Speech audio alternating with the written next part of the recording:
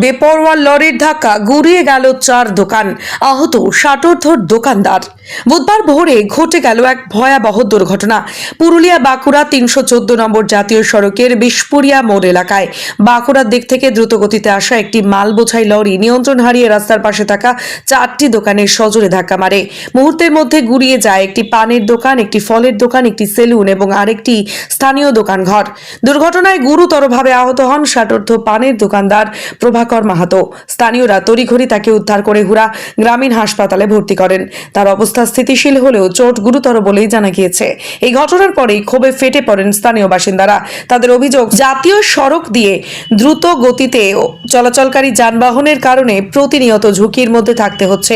তারা দাবি জানিয়েছেন এই এলাকায় অবিলম্বে স্পিড ব্রেকার বসানো হোক এবং ট্রাফিক নিয়ন্ত্রণ ব্যবস্থা জোরদার করা হোক।